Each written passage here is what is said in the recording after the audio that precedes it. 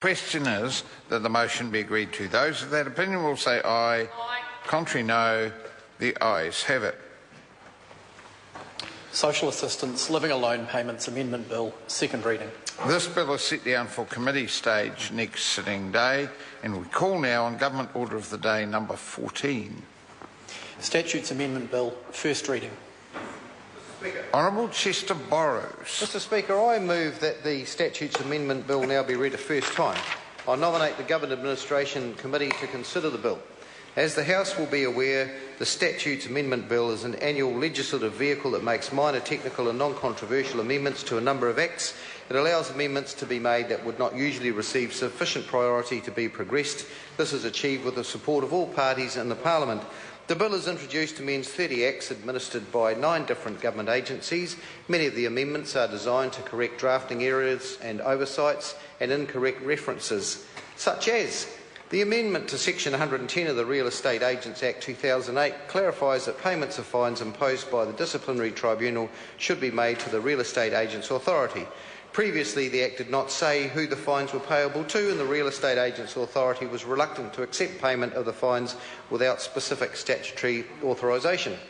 The Summary Proceedings Act 1957 currently refers to a section of the Domestic Violence Act 1995 that has been repealed and replaced. The amendment to the Summary Proceedings Act corrects this error by substituting a reference to the replacement section.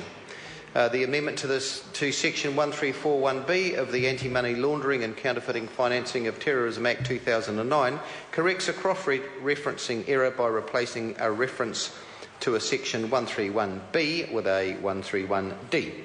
The amendments make unobjectionable refinements to machinery provisions, including 2 amendments to the Electoral Act 1993 allow certain payments by a party secretary to be paid by direct credit instead of just by bank draft or bank cheque.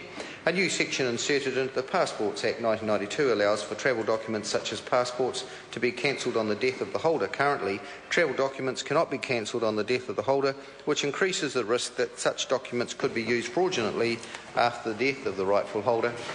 An amendment to the Real Estate Agents Act 2008 confirms that a registrar can consider objections to licence applications on the papers unless either party requests a hearing. The examples of amendments I have mentioned demonstrate the value of the Statutes Amendment Bill as a vehicle for advancing technical yet important amendments, and I look forward to the passage of this bill, working constructively with parties as such bills are put together in the near future. Thank you.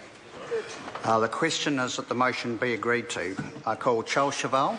Thank you, Mr Speaker.